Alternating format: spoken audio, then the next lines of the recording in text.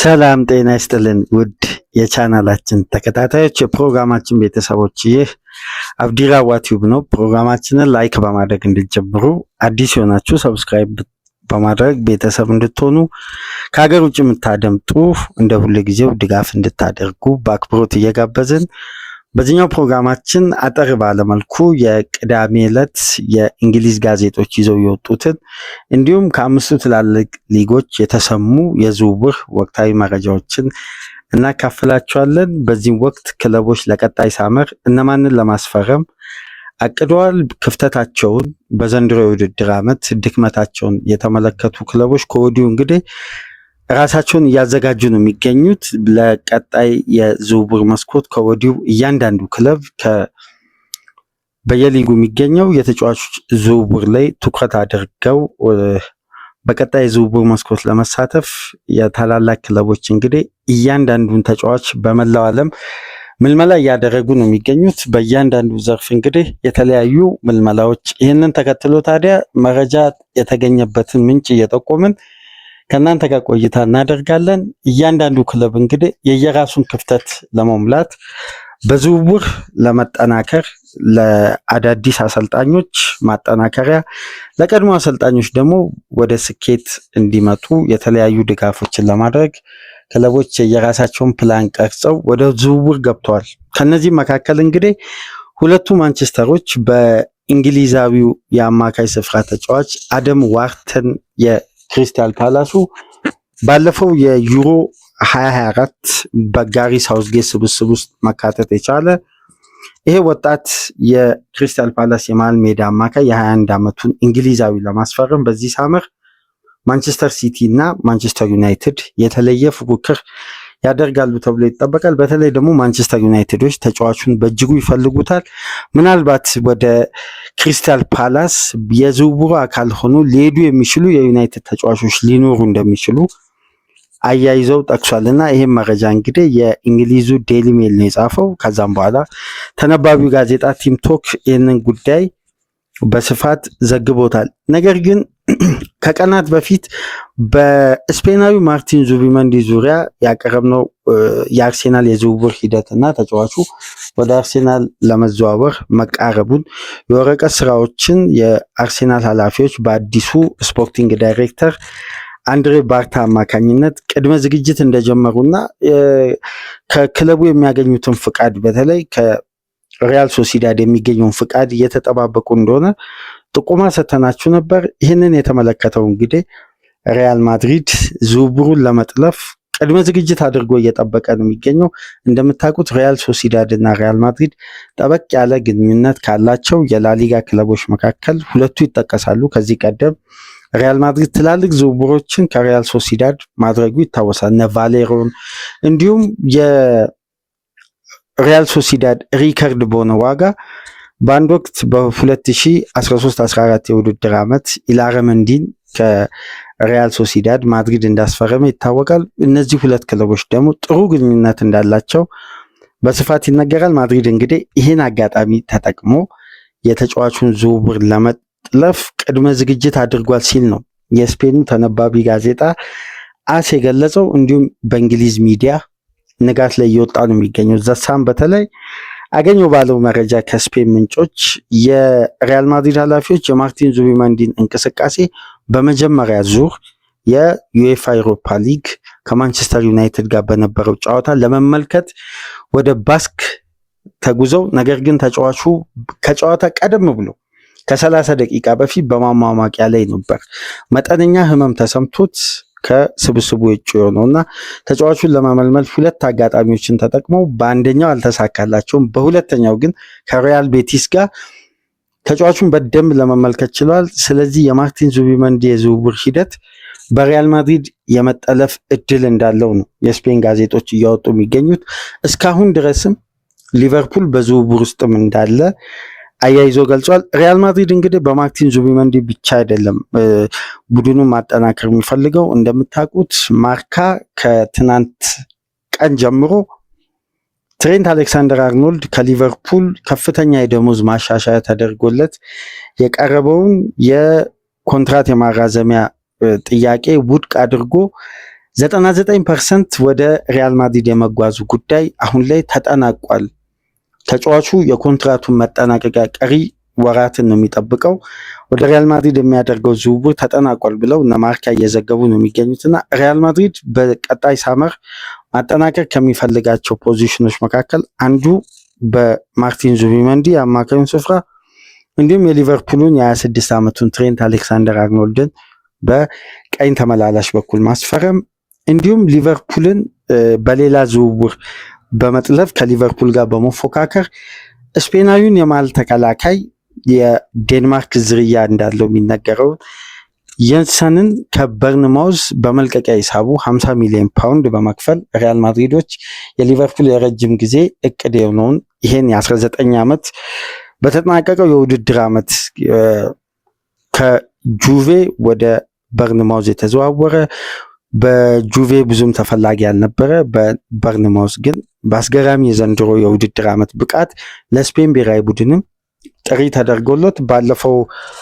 ስፔን እና ኔዘርላንድ ባደረጉት ጨዋታ የኩባርሲን ጉዳት ተከትሎ ይህ ተከላካይ ተቀይሮ መግባት ችሏል። በርካታ ደቂቃዎችን ሜዳ ውስጥ ቆይቷል እና ይህን የመሃል ተከላካይ እንግዲህ ማድሪዶች በተመሳሳይ ማስፈረም ይፈልጋሉ። ዙቢመንዲ፣ ትሬንት አሌክሳንደር አርኖልድ፣ የንሰን የማድሪድ ቀጣይ ኢላማ ነው የሚሆኑት በሳመር የዝውውር መስኮት። ነገር ግን አሁንም ድረስ በማድሪድ ቤት የእንግሊዝ ሚዲያም እንዲሁም የፈረንሳይ የተለያዩ ሚዲያ እንደሚሉት ከሆነ ሪያል ማድሪዶች የአርሴናሉን ዊሊያም ሳሊባን የተከላካይ ክፍሉ ጁዲ ቤሊንጋም ለማድረግ አቅደዋል እና የማድሪድ ኃላፊዎች በቅርብ ሳምንት ውስጥ ይህን ተጫዋች በራዳራቸው ውስጥ አስገብተው ስለ ተጫዋቹ ሁኔታ መከታተል ጀምሯል የሚል የማርካን ዘገባ እንግዲህ በትክክለኛ መንገድ አግኝተናል ብለው እነ ፋብሪዚዮም ከትናንት ወዲያ ምሽት ጀምሮ ይህን መረጃ ሲያወጡ ነበር። የእንግሊዙ ተነባቢ ጋዜጣ ዴሊ ሜል እንግዲህ ንጋት ላይ የዊሊያም ሳሊባ ቆይታና በተለይ ተጫዋቹ ስለ አዲሱ ኮንትራት ሳይሆን ስለዚህ የውድድር ዓመት የአርሴናል ጉዞ ነው ትኩረት ያደረገው። በሳመር የሚፈጠረውን ነገር አብረን እናያለን የሚል ጥቆማ ሰጥቷል ለፈረንሳይ አንድ ሚዲያ በማለት እንግዲህ ዴሊ ሜል እየጻፈ ነው የሚገኘው። ይሄ ጉዳይ ከጊዜ ወደ ጊዜ መረጃው እየሰፋ መጥቷል፣ እውነታው እየሰፋ መጥቷል። ትሬንት አሌክሳንደር አርኖልድን ብቻ ሳይሆን ሳሊባንም ማድሪድ ለማስፈረም ከስክሪን ጀርባ እየሰራ እንዳለ ነው አንዳንድ ጥቆማዎች የሚያሳዩትና በተለይ የፋብሪዚዮ ዘገባ እንደሚለው ከሆነ ሪያል ማድሪድ በእጅጉ የዊሊያም ሳሊባን ሁኔታ እየተከታተለ ነው። ይሄ ጉዳይ ደግሞ በሪያል ማድሪድ ቤት በቅርብ ሳምንት መነጋገሪያ ርዕስ ሆኗል ብሎ ከትናንት ወዲያ ምሽት በሰራው ቪዲዮ ላይ መረጃውን አካፍሎ ነበር። ሌላኛው ጉዳይ እንግዲህ የማንቸስተር ዩናይትድ ነው። አሁን ዩናይትድ በዚህ ወቅት እንግዲህ ስለ ቀጣይ የውድድር ዓመት ታሳቢ ያደረገ ቡድኑን ወደ ሊግ ተፎካካሪነት ለመመለስ የተለያዩ ጥገናዊ ለውጦች ይደረጋሉ። በወሳኝ ምዕራፍ ላይ ነው ቡድኑ የሚገኘው። ለውጡ የሚጀምርበት ትልቁ ምዕራፍ እንግዲህ ቀጣይ ሳመር እንደሆነ ነው እየተነገረ የሚገኘው። እንደ ምክንያት የሚጠቀሰው ደግሞ የአዲሱ አሰልጣኝ ሩበን አሞሪም በራሳቸው ቅርጽ በራሳቸው የዝውውር ኢላማ ክለቡ የሚያከናውነው የተጫዋቾች ዝውውር ነው። ይሄ ደግሞ ጥገኛ የሆነው በሚሸጡ ተጫዋቾችና ቡድኑ በዘንድሮ የውድድር ዓመት የሚያስመዘግበው የፋይናንስ የሂሳብ ውጤት የሚያሳየው የሂሳብ መዝገብና ቡድኑ የሚያገኘው ክፍተትን መሰረት ያደረገ ነው። ነገር ግን ዩናይትዶች እንግዲህ ውሰት ላይ ያሉትን ተጫዋቾች በመሸኘት ከፍተኛ የሂሳብ ክፍተት ማግኘት ይፈልጋሉ። ለምሳሌ ራሽፎርድ የአካዳሚ ውጤት ስለሆነ ቡድኑ በከፍተኛ ትርፋማነት ነው የሚመዘገበው። በተለይ ደግሞ ተጫዋቹ ብቃቱ አሁን ላይ አስተማማኝ የሆነ መጥቷል። የቀድሞ ፎርሙን አግኝቷል። ለብሔራዊ ቡድንም ጥሪ ተደርጎለታል። ትናንት ምሽት ከአልቤኒያ ጋር እንግሊዝ ባደረገችው ዌምብሌይ ጨዋታ ቋሚ ሆኖ ጀምሯል። እንዲሁም በአስቶን ቪላ አስገራሚ ጊዜያትን እያሳለፈ ነው የሚገኘው። ከወራት በፊት ከትልቁ ደርቢ ውጭ የሆነ ተጫዋች ዛሬ ላይ በሩብ ፍጻሜ ጨዋታ ማድረግ ችሎ ወደ ግማሽ ፍጻሜ ማለፍ ችሏል። ይሄ ተጫዋች እንግዲህ ወደ ሩብ ፍጻሜ ማለፍ ችሏል። ከ16 ውስጥ አስቶን ቪላ ክለብ ብሩዥን አሸንፎ እንግዲህ ወደ ቀጣዩ ዙር ሲያልፍ ከፓሪስ ሴን ጀርሜን ጋር በሩብ ፍጻሜ የሚያደርጉ ጨዋታ ይጠበቃል። ስለዚህ የማርከስ ራሽፎርድ ብቃት በአስቶን ቪላ ጉዞ ላይ ልዩ አስተዋጽኦ አለው። አስቶን ቪላ እንግዲህ ተጫዋቹን ለማቆየት ከወዲሁ እያሰበ ነው። ማንቸስተር ዩናይትዶች እስካሁን ድረስ ባለው ተጫዋቹን ለመሸጥ የሚፈልጉት 49.5 ሚሊዮን ፓውንድ ነው። ይሄ ደግሞ ለዩናይትድ ትልቅ የሂሳብ ክፍተት፣ ትልቅ የትርፋማነትን ስለሚያስመዘግብ በቀጣይ የዝውውር መስኮት በቦታውም እንዲሁም በአማራጭነት በፊት መስመር በኩል ተጫዋቾችን ለማስፈረም ከወዲሁ እንቅስቃሴ ጀምረዋል። ራሽፎርድ ብቻ ሳይሆን አንቶኒም በዛው በሪያል ቤቲስ ይቀጥላል ተብሎ ይጠበቃል። የጄደን ሳንቾ ጉዳይ ነው እንግዲህ በብቃት መውረድ የተነሳ ቼልሲዎች ይህን ተጫዋች በቋሚነት ያስፈርማሉ ተብሎ አይጠበቅም። አሁን ላይ በተለይ ባለው ሁኔታ በተጫዋቹ ወቅታዊ ብቃት ቼልሲዎች ደስተኛ አይደሉም። 25 ሚሊዮን ፓውንድ ነው ቼልሲ ተጫዋቹን በቋሚነት የሚያስፈርም ከሆነ ለመክፈል የተስማሙት። ምናልባት የሌሎች ክለቦችን ጥያቄ ማንቸስተር ዩናይትድ ይጠብቃል ተብሎ ይጠበቃል። እነዚህን 3 ተጫዋቾች በመሸጥ እንግዲህ ዩናይትድ በቀጣይነት 3ቱን ተጫዋች ሸኝቶ በቦታው ማጠናከር የፈለገው የዩቬንቱስን ወጣቱን ቱርካዊ የፊት መስመር ተጫዋች ከናን የልዲዝን ነው መጀመሪያ ማዘዋወር የፈለጉት እና ይሄ የ19 ዓመት ቱርካዊ የጁቬ የፊት መስመር ተጫዋች እንግዲህ በሞታ ውስጥ ጥሩ ጊዜ ከጁቬ ጋር እያሳለፈ ነው የሚገኘው። እንዲሁም በተመሳሳይ ዣቪ ሲሞንን የ21 ዓመቱ የአርቢ ሌፕዚጉን የፊት መስመር ተጫዋች እነዚህን 2 ተጫዋቾችን ለመተካት በሚለቁ 3 ተጫዋቾች ፖዚሽን ላይ አስበዋል። ነገር ግን 3ቱ ተጫዋቾች ብቻ ሳይሆን በዘንድሮ የውድድር ዓመት በተለይ በጥር የዝውውር መስኮት ይለቃል ተብሎ ሲጠበቅ የነበረው አሊያንድሮ ጋርናቾ ቆይታው ጥያቄ ውስጥ ገብቷል። በአጠቃላይ እነዚህን ተጫዋቾች በመሸኘት ዩናይትድ ጥራት ያላቸውን ተጫዋቾች በማምጣት ቡድኑን ማጠናከር ይፈልጋል። ከነዚህም መካከል የይልዲዝ እና የዣቪ ሲሞን ስም በማንቸስተር ዩናይትድ ራዳር ውስጥ መካተቱን ነው የጀርመኑ ዘጋቢ ፍሎሪያን ፕሌተንበርግ በስካይ ቢልድ የሚሰራው ዘጋቢ እንግዲህ ቅዳሜ ንጋት ላይ ባወጣው መረጃ ሰፋ አድርጎ ዝርዝር ጉዳዮችን ይዞ እነዚህ ተጫዋቾች እንግዲህ በቀጣይ ሳመር የዩናይትድ ትልቁ ኢላማዎች እንደሆኑ ማስነበብ የቻለው የአርሴናሉ እንግዲህ የዘንድሮ የውድድር ዓመት ክስተት የሆነው ኢታን ንዋኔሪ በአርሴናል ቤት የሚያቆየውን የ5 ዓመት ኮንትራት ለመፈረም መቃረቡ ነው እየተነገረ የሚገኘው። በተለይ አርሴናሎች ራሳቸውን ልክ እንደ ሄቨን እንደ ቺዶ በማርቲን የተፈጠረውን ስህተት እርም ለመውሰድ ይመስላል። ቀደም ብሎ ተጫዋቹን ኮንትራት ለማራዘም አሁን ላይ ከሚያገኘው 5000 ፓውንድ እስከ 20000 ፓውንድ ደሞዝ ማሻሻያ ተደርጎ ተጫዋቹን ኮንትራቱን ለማራዘም ስራ የጀመሩት።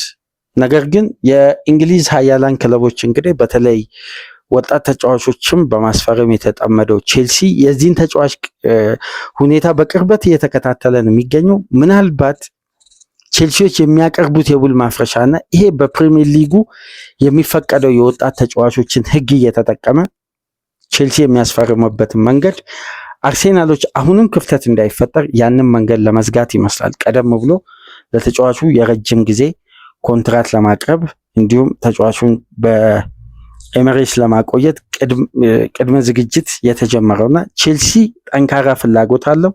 እንዲሁም ሌላኛው ክለብ ማንቸስተር ሲቲ የዚህ ተጫዋች ፈላጊ ሆኖ ብቅ ማለታቸውን ተከትሎ ነው እንግዲህ አርሴናሎች ርብርብ የጀመሩት። ምናልባት ተጫዋቹ ከመልቀቅ ይልቅ ኮንትራት የማራዘም ዕድል አሁን ላይ ሰፊ ነው። ይህን ደግሞ ዘገባ ይዞ የወጣው ዴይሊ ሜል ነው። የባርሳው የፊት መስመር ተጫዋች የቀድሞ የማንቸስተር ሲቲ አጥቂ የነበረው ስፔናዊው ፈርናን ቶሬስ የአስቶን ቪላ፣ የማንቸስተር ዩናይትድ፣ የሊቨርፑል ኢላማ ሆኗል። ይህን ተጫዋች እንግዲህ የስፔን ሚዲያ ባርሳ በቀጣይ የውድድር ዓመት እነ ሉዊስ ዲያዝን እነ ኒኮ ዊሊያምስን ለማምጣት በጥሩ ብቃት ላይ ቢገኝም ከቤንች ላይ የተነሳ በርካታ ግብ ቢያስቆጥርም ይህን ተጫዋች ግን ባርሳዎች ለፋይናንስ አቅማቸው ለመጠቀም ከወዲሁ ያስበዋል። ተጫዋቹ ምናልባት ወደ መጀመሪያ ወደሚገኝበት ሊግ ወደ እንግሊዝ ይመለሳል ተብሎ ይጠበቃል። ማንቸስተር ቪላ እና ሊቨርፑል የተጫዋቹ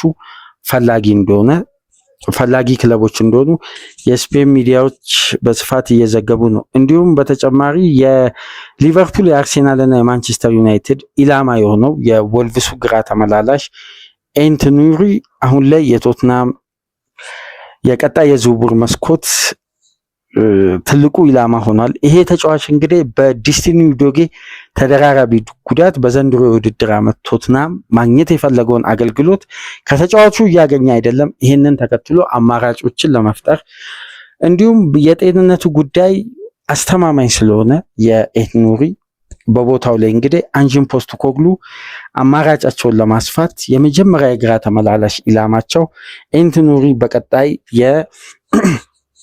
ሳመር የዝውውር መስኮት ላይ እንደሆነ እየተዘገበ ነው የሚገኘው። በዋነኝነት ግን ምሽት ላይ የተሰማው ትልቁ የሰበር ዜና እንግዲህ የሊቨርፑል በበርንማውዝ የግራ ተመላላሽ ስፍራ እየተጫወተ የሚገኘው በዘንድሮ የውድድር ዓመት ጥሩ ጊዜ ከበርንማውዝ ጋር ጥሩ ጊዜ እያሳለፈ የሚገኘውን ማሎስ ኪርኬዝን ለማስፈረም የሊቨርፑል ኃላፊዎች እንግዲህ በቀድሞ የበርንማውዝ ስፖርቲንግ ዳይሬክተር የአሁኑ የሊቨርፑል ስፖርቲንግ ዳይሬክተር በሆነው ሪቻርድ ሂውዝ አማካኝነት ጠንካራ ስራ እንደጀመሩና ወደ ሊቨርፑል ተጫዋቹን ለማምጣት የሚያስፈልገውን ቅድመ ሁኔታ አሟልተው ከበርንማውዝም ጥያቄው ተቀባይነት እንዳገኘ እንግዲህ ለሊቨርፑል ቅርብ ከሆኑ ዘጋቢዎች እና ፖል ግሮስት ምሽት ላይ እያወጡ ነው የሚገኙት። ይሄ ዘጋቢ እንግዲህ እንደምታውቁት ትናንትናም በተወሰነ መልኩ በተጫዋቾች ጉዳት ላይ ዘጋቢውን ጠቅሰን ነበር። ለሊቨርፑል ኢኮ ከ10 ዓመት በላይ በመስራት የሚታወቅ ዘጋቢ ነው። ማሎስ ኪርኬዝ ወደ ሊቨርፑል ሊያደርግ የሚችለው የዝውውር ሂደት እንግዲህ አሁን ላይ ከጊዜ ወደ ጊዜ እድሉ እየሰፋ መምጣቱን ነው ይሄ ዘጋቢ ያወጣው መረጃ የሚጠቁመው እና ምናልባት ከሰዓታት በኋላ የዚህ ዝውውር ምን አይነት ሂደት ላይ ደርሷል፣ ተጫዋቹስ ወደ ሊቨርፑል ይመጣል አይመጣም የሚለው ጉዳይ የሚረጋገጥ ይመስላል። ተጫዋቹ እንግዲህ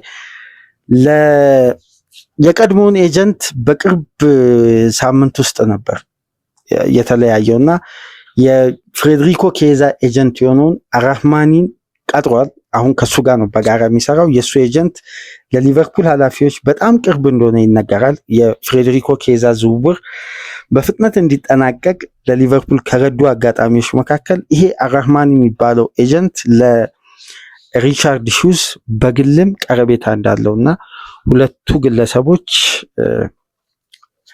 በእግር ኳስ ዘርፍ ላይ አብሮ በጋራ መስራታቸውን ተከትሎ ጠለቅ ያለ ቀረቤታ አላቸው። ይህንን ተከትሎ እንግዲህ ተጫዋቹን ወደ አንፊልድ ለማምጣት በዚህ ኤጀንት አማካኝነት ሊቨርፑል ውስጥ ለውስጥ ስራዎችን ጀምሮ እንግዲህ በጥሩ ሂደት ላይ እንደሚገኝ ነው። ምናልባት በዘንድሮ የውድድር ዓመት ከተጠናቀቀ በኋላ ወደ ሊቨርፑል ሊመጡ ከሚችሉ ወይም ልንሰማ ከምንችላቸው የመጀመሪያ ዝውውር መካከል አንዱ ማሎስ ኪርኬዝ ሊሆን ይችላል። ማረፊያው አንፊልድ እንደሆነ በስፋት እየተዘገበ ነው። እንግዲህ በቀጣይ የሚሆነውን አይተን መረጃውን የምናካፍላችሁ ነው የሚሆነው። ነገር ግን አሁን ላይ ባለው ሁኔታ ሊቨርፑል በዝውውሩ ላይ ገፍቶ እንደሄደ እየተዘገበ ነው የሚገኘው። ሌላኛው ጉዳይ እንግዲህ ከጋዜጣ ዴሎ ስፖርት በጣሊያን ተነባቢው ጋዜጣ የነፋብሪዚዮ የዝውውር ምንጭ የሆኑ አንዳንድ ዘጋቢዎች የሚሰሩበት በተለይ እንደነ ዲማሪዚዮ አይነት በስካይ ጣሊያን የምናውቃቸውን ዘጋቢዎች የሚሰሩበት ጋዜጣ እንግዲህ የቀድሞ የሪያል ማድሪድ አሰልጣኝ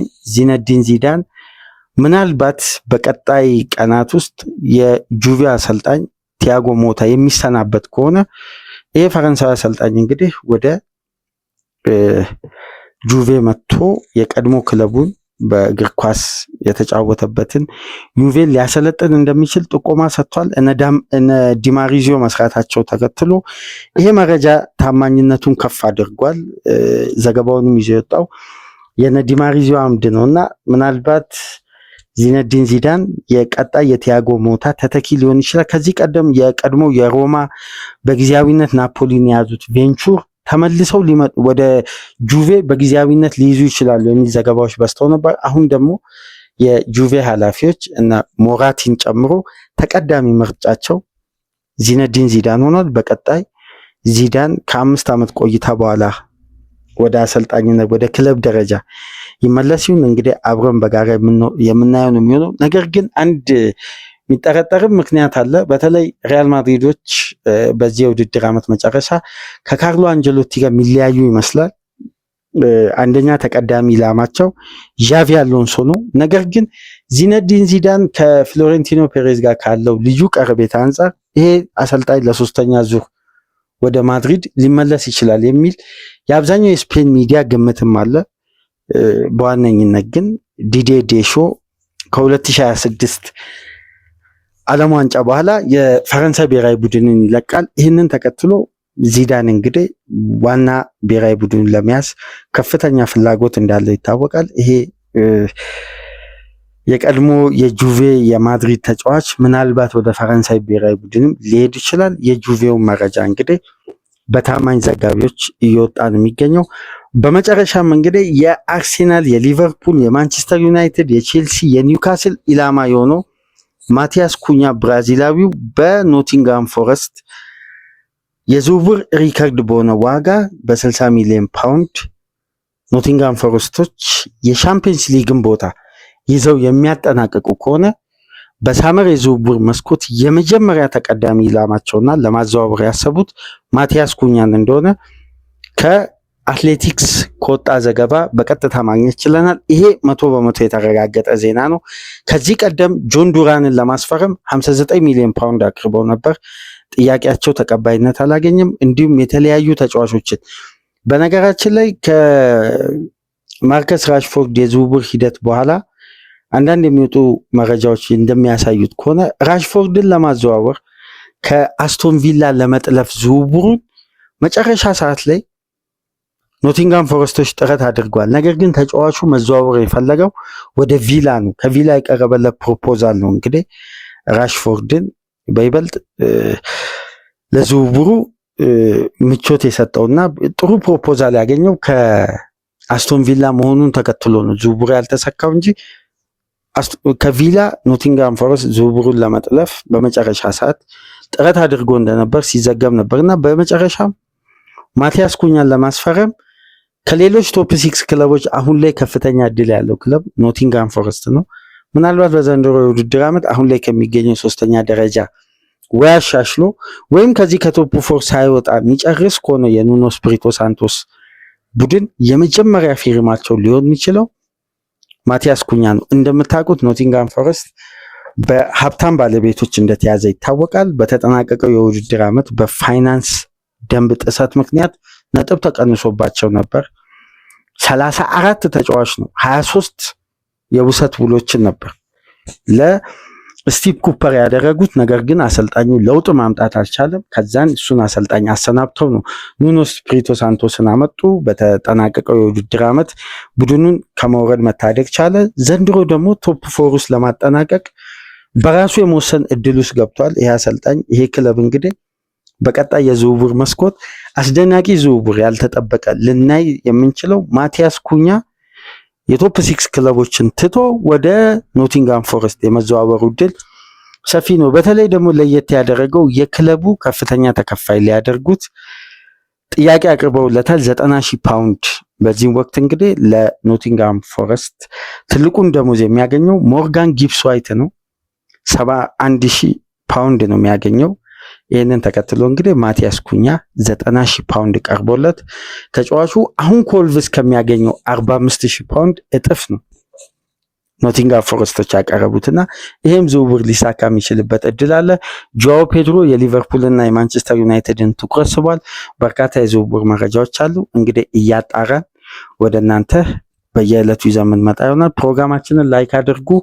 አዲስ የሆናችሁ ሰብስክራይብ በማድረግ ከሀገር ውጭ የምትገኙ ደግሞ ድጋፍ እንድታደርጉ በአክብሮት እየጋበዝን በሌሎች ፕሮግራሞች ተመልሰን እንመጣለን።